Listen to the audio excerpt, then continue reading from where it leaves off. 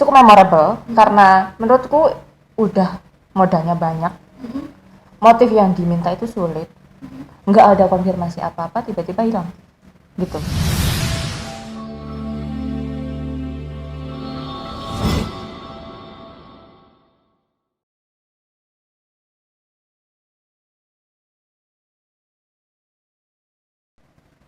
Sobat Pustaka, kembali lagi di podcast JC.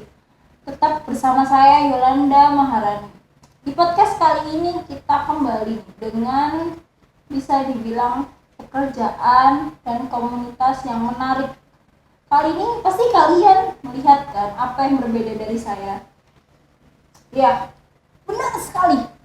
Sekarang saya lagi pakai ini shawl dari produk anak Indonesia, lebih tepatnya anak-anak Surabaya yang dia berkarya di bidang batik.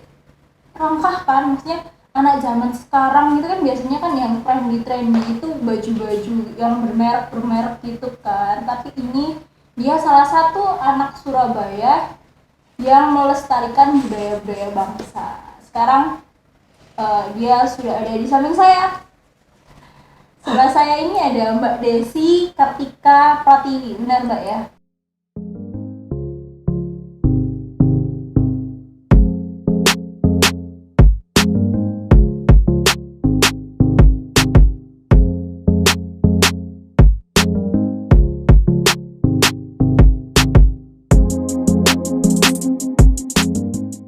Benar banget. Oke, Mbak Desi ini seorang desainer kain dan juga memodeli dirinya sendiri ya.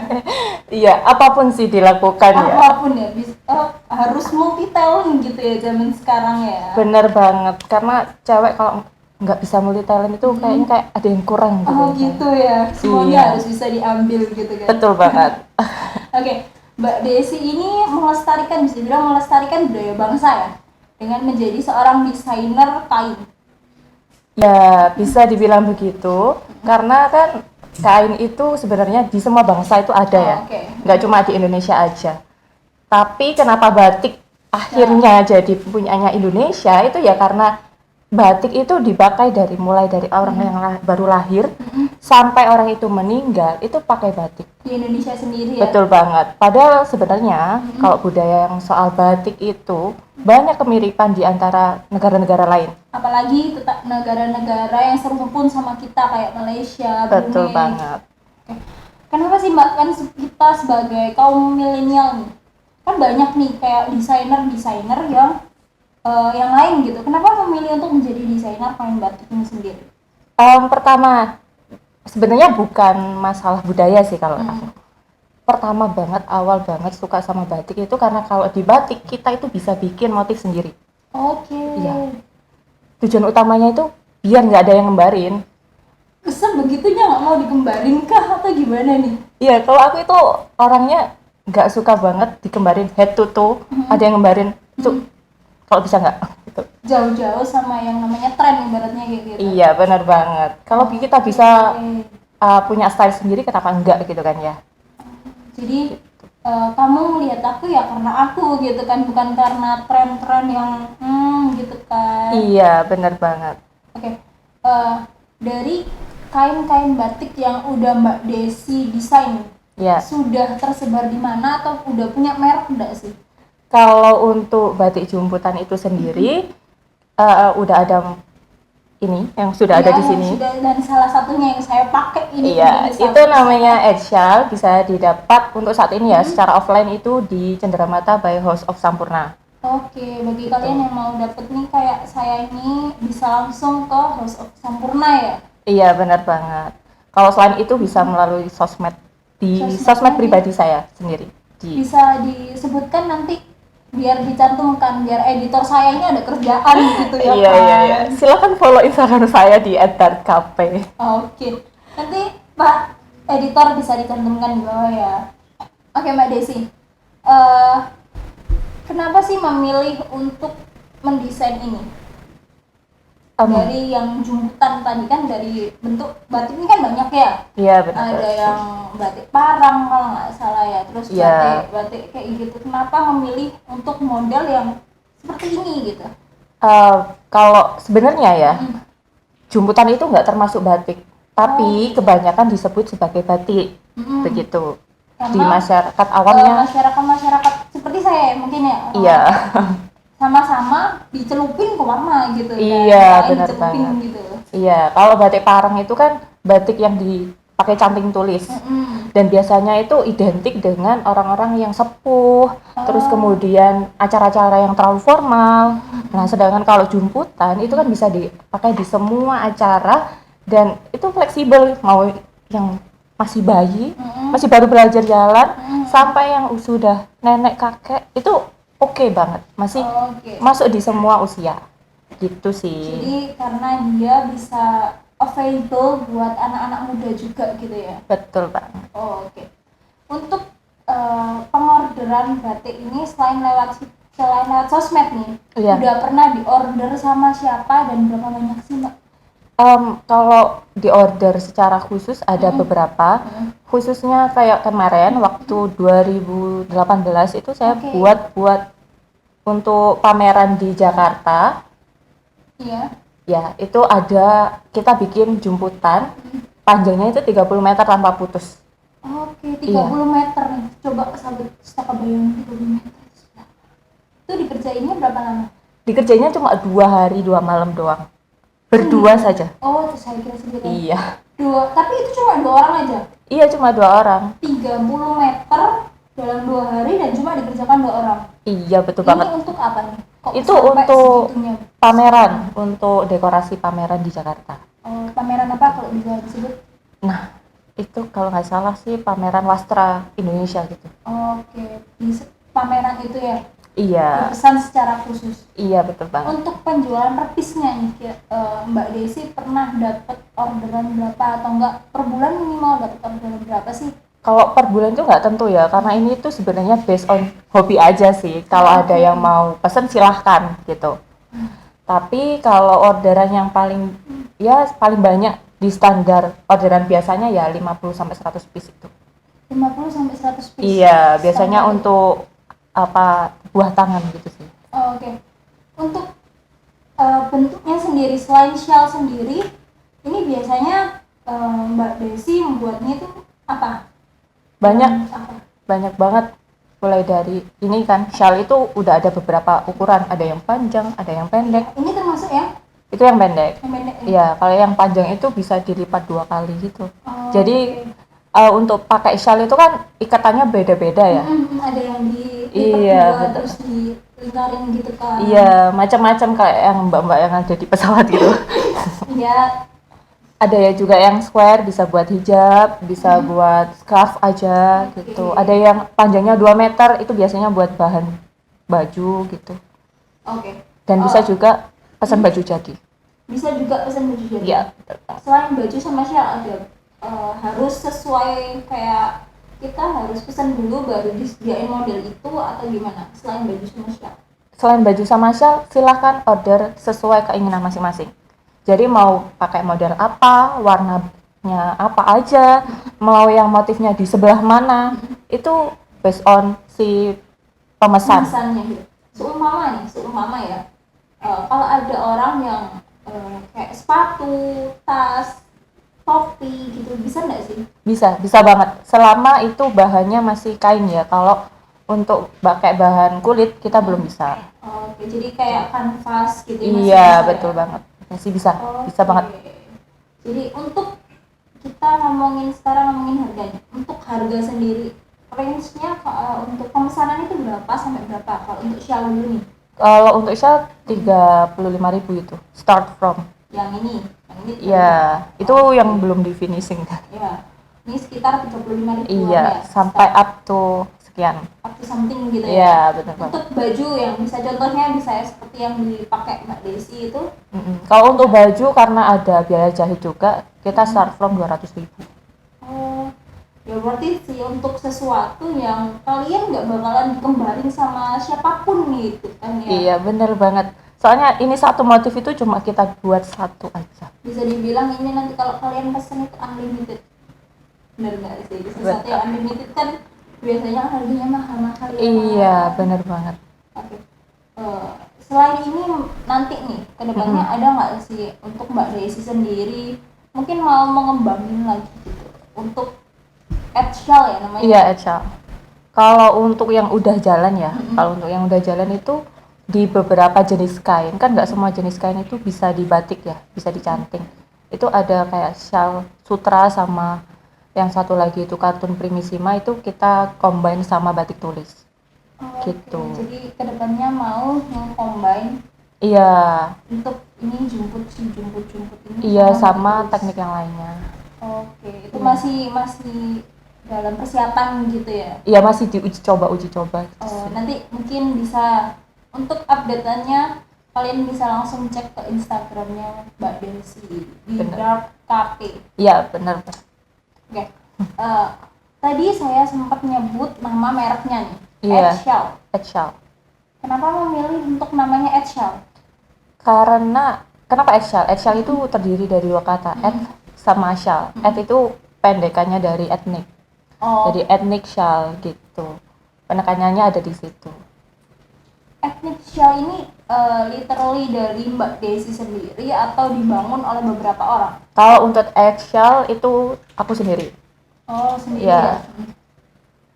Oke, jadi Mbak Desi sendiri untuk membuat nama Edsel itu yang ibarat membawahi ya shawl ini, baju Iya, juga gitu kan. Betul sekali. Oke Mbak Desi, Iya. dari apa ya?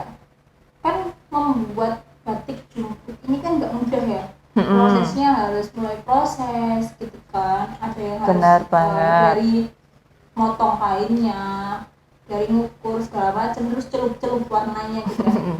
Dari proses yang panjang itu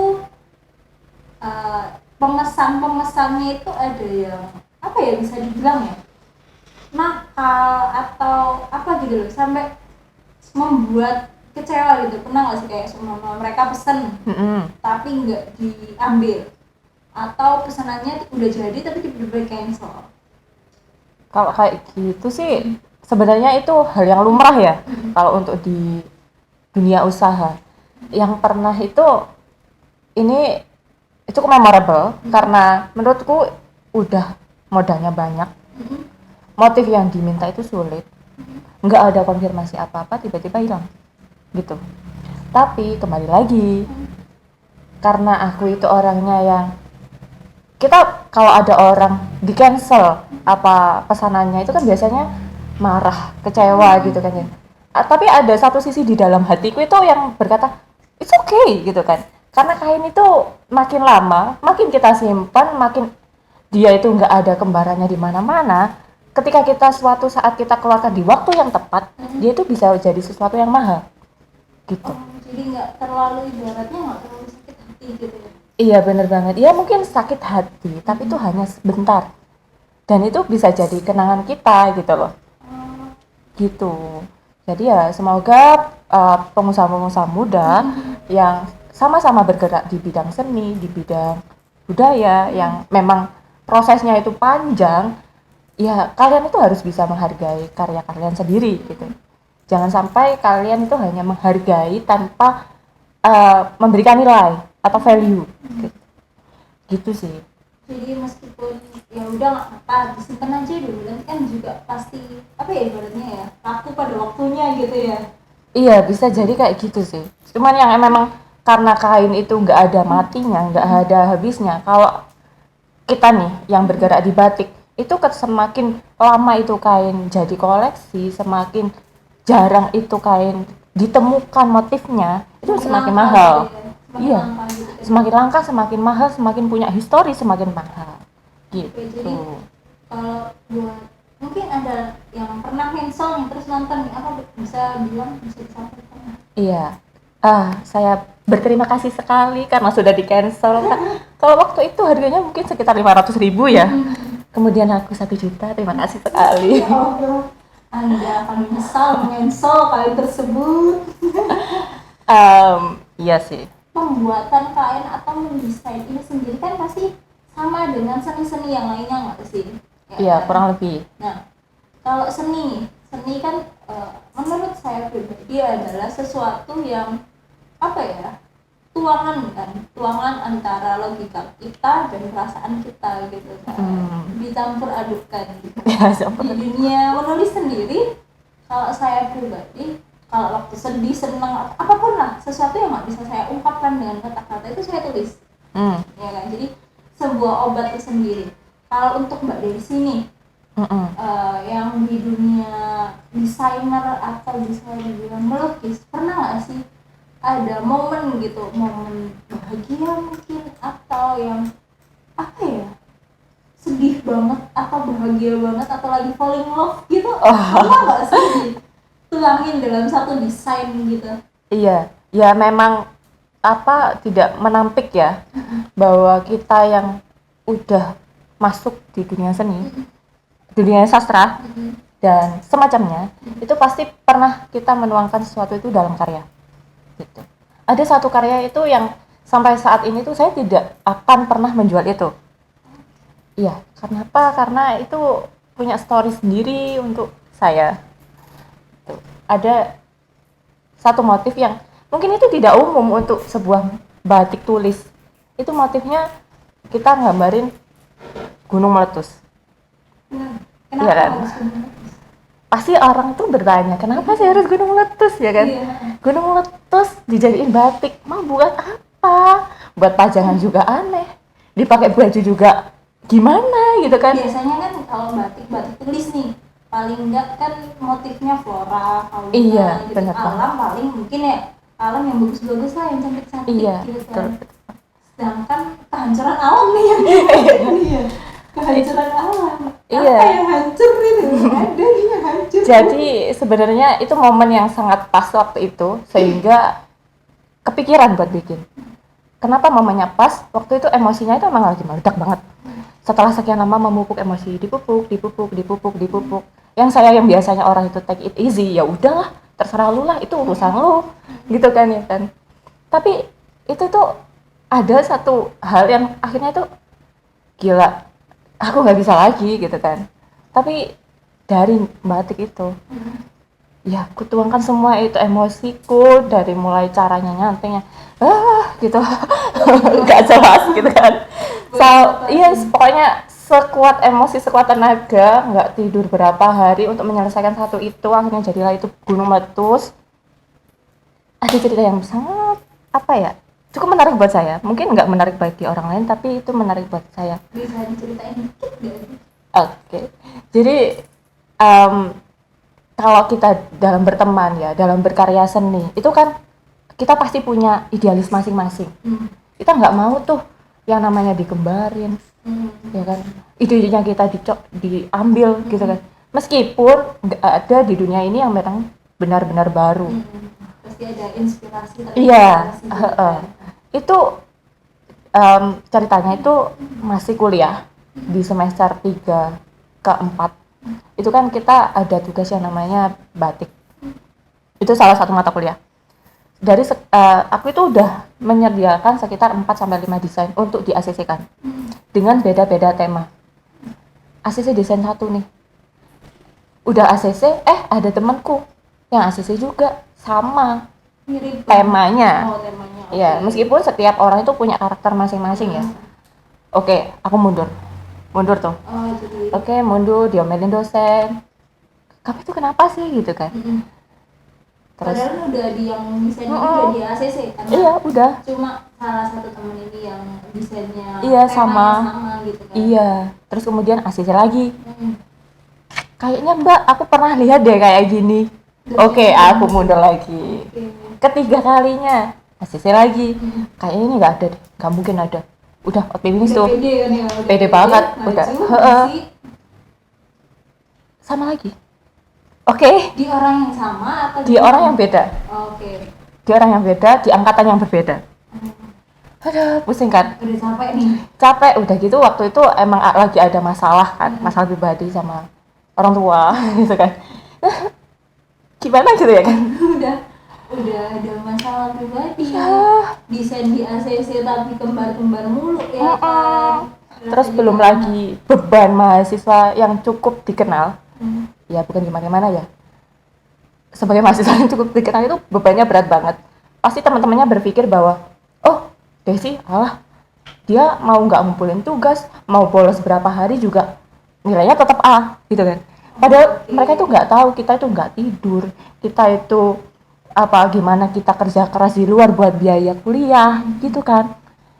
Yes, itu campur aduk, udah gitu ada lagi orang iseng.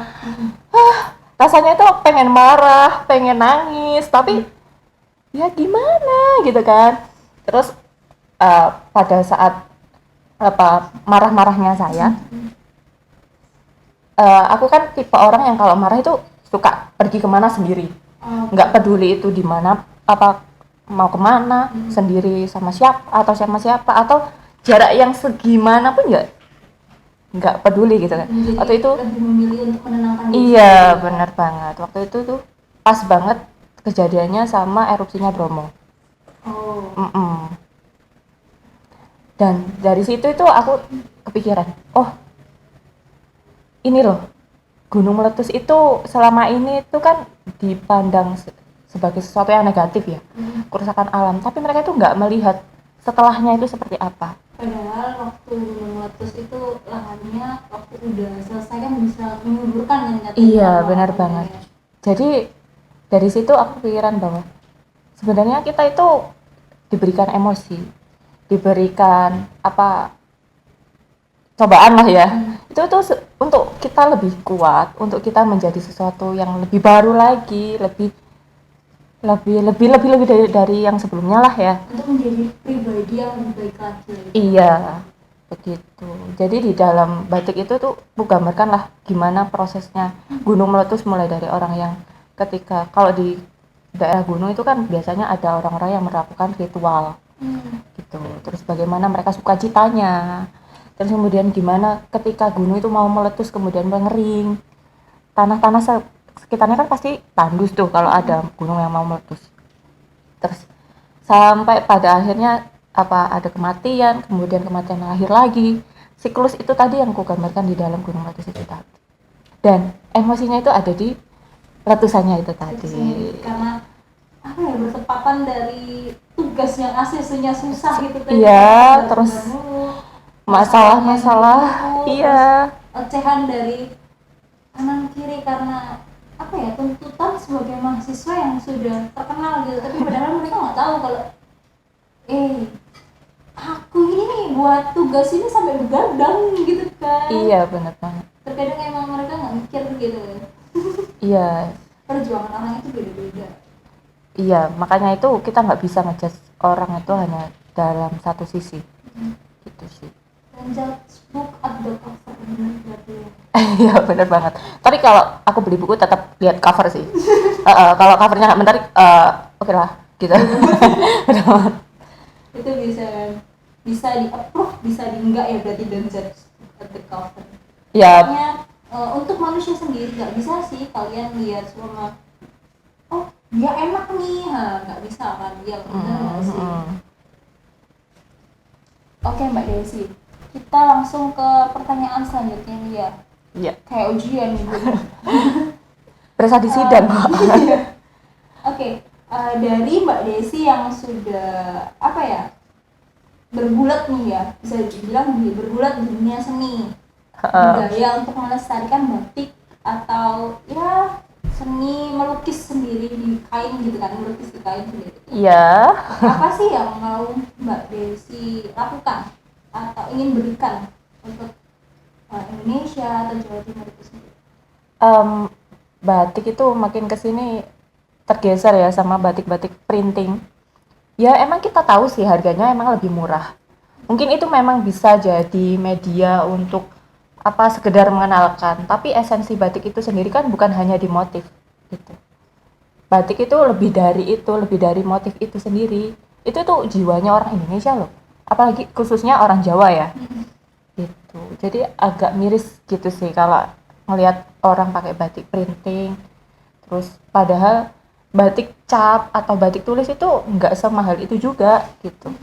Jadi yang ingin Mbak Desi berikan untuk kedepannya dengan Edshell ini sendiri, Ya semoga batik yang diproduksi secara manual, yang emang itu apa ya, otentiknya Indonesia, itu lebih bisa masuk ke semua kalangan.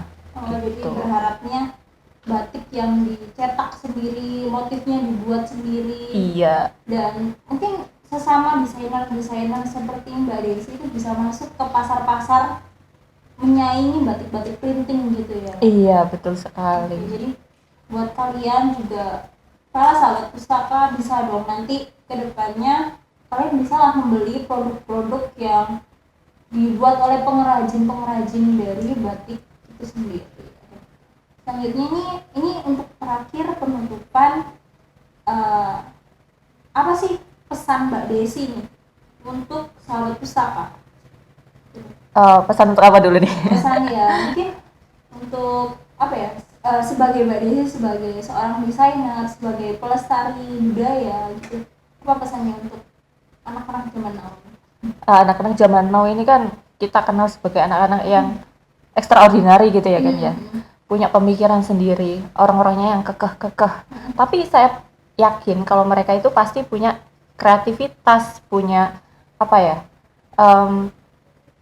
sesuatu yang lebih lah untuk bisa membawa budaya bangsanya sendiri untuk ke depan gitu.